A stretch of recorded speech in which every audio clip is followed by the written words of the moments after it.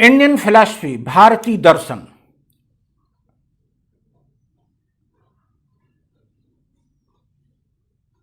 आर्य सभ्यता अपने उत्तरोत्तर काल में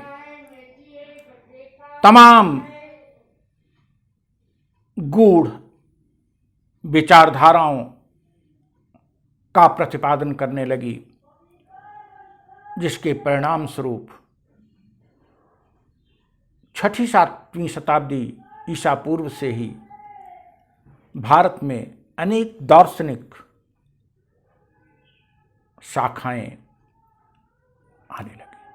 दार्शनिक शाखाओं का यहाँ सामान्य सा अर्थ बता दें, जो सृष्टि पर, ईश्वर पर, मोक्ष पर, सुख पर, दुख पर, आत्मा पर, परमात्मा पर, जन्म पर, मृत्यु पर, कर्म पर, इन सब पर विचार करे।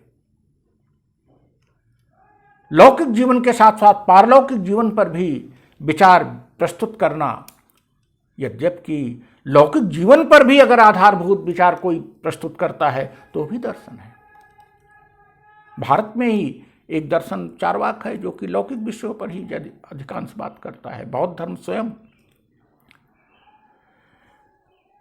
यद्यपि दार्शनिक विचारधारा का मूल तो ऋग्वेद में भी विद्यमान है, खास करके पुरुष सूक्त में, लेकिन सामान्य तौर पर 7वीं-6ठी शताब्दी ईसा पूर्व के बाद ये विचारधारा तेजी से पुष्पित पल्लवित हुई और अगली 3-4 शताब्दियों में अनेक दार्शनिक विचारधाराएं आईं। इन समस्त विचारधाराओं को 2 भागों में बांटा जाता है, थीस्ट एंड एथिस्ट, आस्तिक और नास्तिक। नास्तिक वे हैं जो वेद को नहीं मानते आधार, और आस्तिक वे हैं जो वेद को मानते हैं। सामान्य सोच ये होती है, जो ईश्वर को माने वो आस्तिक, जो ईश्वर को न माने वो नास्तिक। ऐसा नहीं है। जो वेद को माने वो आस्तिक, जो वेद को न माने वो नास्तिक, ऐसा भारतीय दर्शन में कहा गया है, विचारधारा में कहा गया है। क्योंकि सांख्य और मीमांसा ईश्वर को नहीं मानता, फिर भी आस्तिक दर्शन है।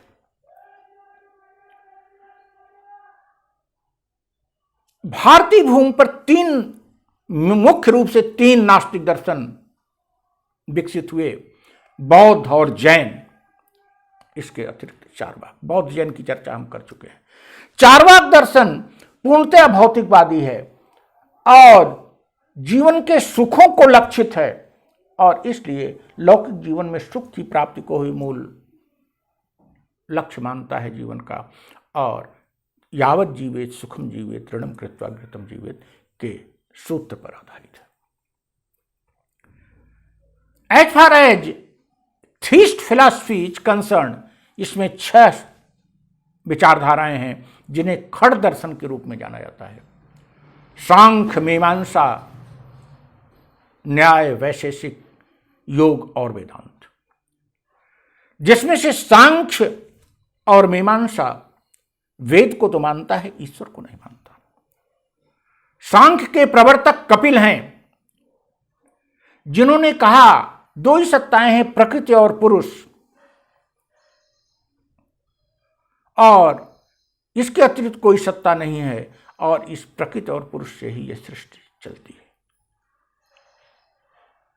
आगे चलकर कपिल को विष्णु के अवतारों में भी स्थान दिया गया। 48 अवतारों की जब कल्पना की गई तो कपिल को 48वां अवतार माना गया।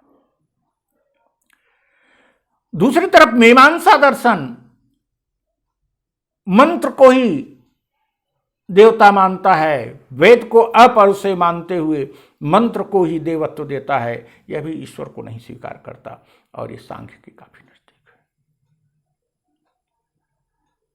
मीमांसा के प्रवर्तक जैमिनी है।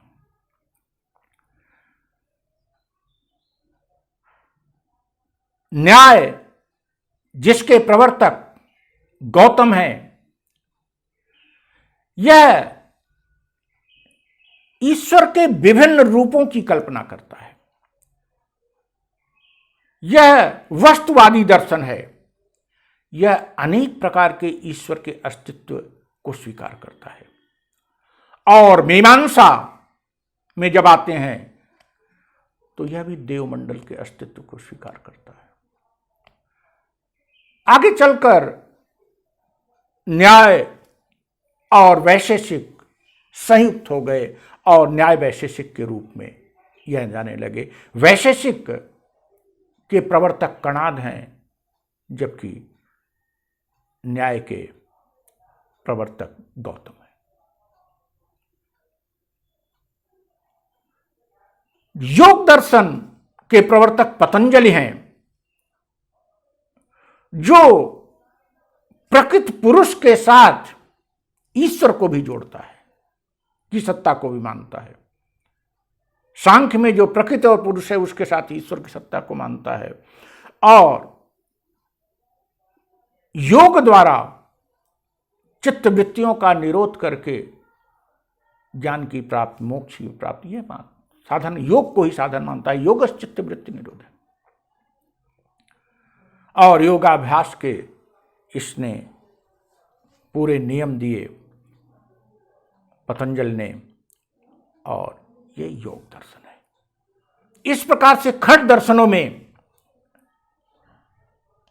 सांख्य,